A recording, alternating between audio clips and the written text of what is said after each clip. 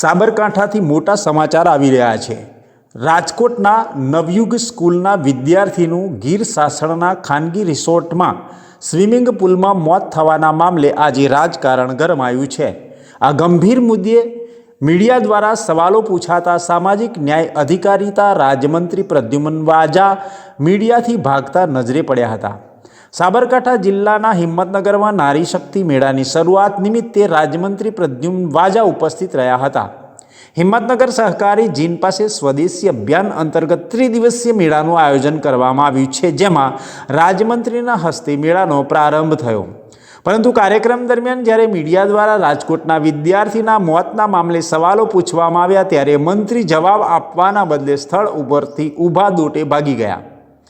આ ઘટનાએ અનેક સવાલો ઊભા કર્યા છે કે શું ભાજપના નેતાઓને બચાવવા માટે મંત્રી મીડિયાથી ભાગ્યા? ગીર સાસણના ખાનગી રિસોર્ટમાં સ્વિમિંગ પુલમાં વિદ્યાર્થીનું મોત થયું હોવા છતાં સરકાર તરફથી સ્પષ્ટ જવાબ ન મળતા લોકોમાં રોષ જોવા મળી રહ્યો છે।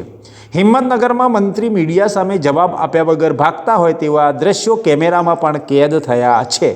હવે સાંભળીએ મંત્રી પ્રદ્યુમન વાજા શું કહ્યું। રાજકોટના નવયુગ સ્કૂલના વિદ્યાર્થીનું ગીર સાસણના ખાનગી રિસોર્ટમાં સ્વિમિંગ પુલમાં મોત થતાં રાજકારણ ગરમાયું છે। સાબરકાંઠાના હિંમતનગરમાં નારી શક્તિ મેળા દરમિયાન સામાજિક ન્યાય અધિકારીતા રાજ્યમંત્રી પ્રદ્યુમન વાજાને મીડિયા દ્વારા આ મામલે સવાલો પૂછવામાં આવ્યા હતા, પરંતુ મંત્રી કોઈ જવાબ આપ્યા વિના સ્થળ પરથી ભાગી ગયા હતા। ભાજપના નેતાઓને બચાવવા મંત્રી મીડિયાથી ભાગ્યા હોવાનો આક્ષેપ સાથે ઘટનાએ ભારે ચર્ચા જગાવી છે।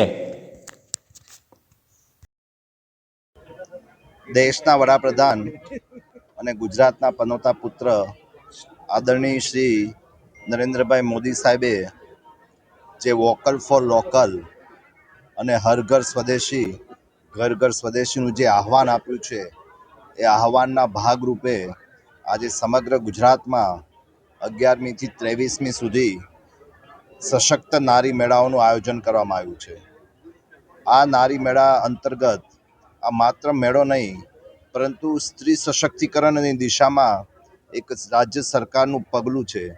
તેમની જે કૌશલ્યતા છે, તેમની જે વ્યવસાય પ્રત્યેની રુચિ છે, તેમને એક મંચ પૂરું પાડી અને પોતે હસ્તકલા અથવા પોતાની જે સ્વદેશી બનાવટની વસ્તુઓ છે એનું આજે પ્રદર્શન અને વેચાણ આજે આ મેળામાં રાખવામાં આવ્યું છે। અને નરેન્દ્રભાઈ મોદી સાહેબે જે મહિલા સશક્તિકરણની જે વાત કરી છે કે દીકરી છે એ જન્મે એની પહેલાં પણ એમણે ચિંતા કરી છે કે લિંગ પરીક્ષણ જે થાય છે એના વિરુદ્ધ બેટી બચાવો અને બેટી પઢાઓ અભિયાન શરૂ કર્યું છે।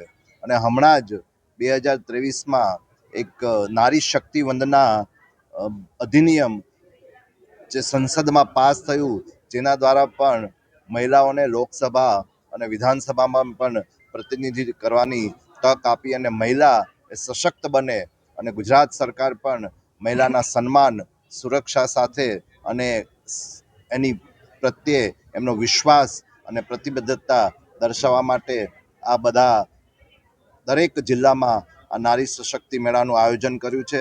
અને તેના દ્વારા મહિલાઓ પ્રત્યે માન સન્માન અને તેમની જે કુશળતા છે, તેમની જે વ્યવસાય ક્ષેત્રની રુચિ છે, એને એક મંચ પૂરી પાડી અને એમને પણ પોતે પણ જીવનમાં પગભર થઈ અને આગળ આવે એવી આશા સાથે આ મેળાનું આયોજન કર્યું છે।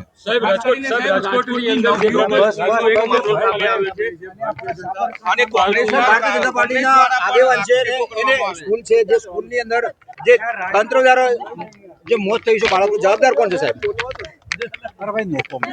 આપણા નવા છે યાર, આપણા જિલ્લાના પ્રભારી તમે અત્યારથી કરો તો તમને ઇન્ટરવ્યુ મંત્રી